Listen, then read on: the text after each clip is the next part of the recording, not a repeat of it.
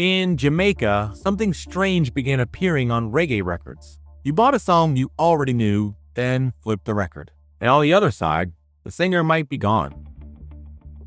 The rhythm was exposed. Familiar sounds seemed to appear and disappear. Echoes hung in the air like ghosts. The original song had become something else. A new musical language was emerging. Jamaica would call it dub. But the story of dub doesn't begin in a studio. It begins outside, in the streets of Jamaica. By the 1960s, sound systems were becoming huge forces in Jamaican popular culture. These weren't simply speakers. They were mobile kingdoms built around selectors, records, amplifiers, and enormous bass. Operators competed for crowds. Bigger speakers helped, better selectors helped, but exclusivity mattered even more. The ultimate weapon was a record rival didn't possess. A unique tune could transform an entire dance. That competition encouraged producers to keep finding new ways of presenting music people already knew. Soon, alternate mixes began appearing on records. Jamaicans increasingly knew these stripped-down cuts as versions. With less singing, the rhythm suddenly had more space. Bass, drums, guitar, and organ became more exposed. That space was perfect for Jamaican DJs, who could toast, chant, and improvise over the rhythm at dances. A single rhythm no longer needed to have only one life. It could return again and again. But versions were about to become far more than backing tracks. One engineer would push the idea much further. His name was Osborne Ruddock, but almost everyone knew him by another name, King Tubby. Tubby wasn't a flamboyant frontman. He was an electronics obsessive who understood sound from the inside. He repaired radios, worked with amplifiers, and built equipment for his own sound system.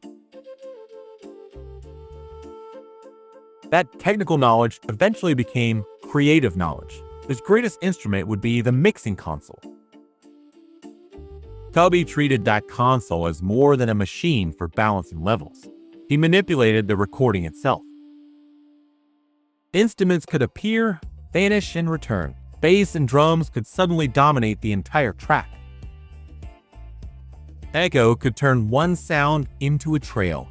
Reverb could make a tiny studio feel impossibly large. The engineer was no longer simply documenting musicians. He was performing the recording itself. And this may be dub's most radical idea. A finished recording no longer had to feel finished. A record could become raw material, something to pull apart, rearrange, and transform into another experience. The same musical foundation could produce different mixes, different performances, and entirely different moods. In Jamaica, one recording could suddenly have many lives. That idea became central to dub. And Tubby wasn't alone. By the 1970s, Kingston had become a laboratory for studio experimentation. Few producers embodied that experimental spirit more vividly than Lee Scratch Perry. His Black Ark studio was modest in size, but the recordings made there sounded anything but small. Tape, distortion, echo, reverb, and layers of sound became part of Perry's creative palette. The equipment had limits. The imagination didn't. Those limitations often became part of the sound itself. But dub would not remain confined to a handful of Kingston studios. The music began traveling.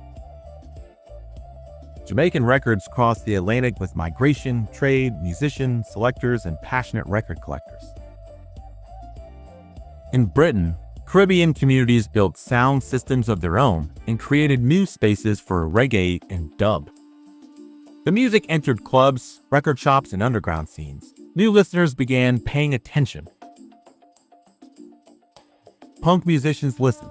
Experimental producers listened. DJs and later generations of remixers listened too. What traveled wasn't only a sound. It was a different way of thinking about recorded music. The track could be reworked. Technology could become part of the performance. Existing music could become new material. Today, those ideas feel ordinary. Remixing, editing, and rebuilding recordings are part of everyday music production. But decades ago in Kingston, Jamaican engineers were already turning those possibilities into an art form. Dub emerged from small studios, simple machines, fierce competition, and people willing to imagine more. It wasn't simply reggae with the vocals removed. It changed the role of the studio itself. Jamaica didn't simply create another branch of reggae.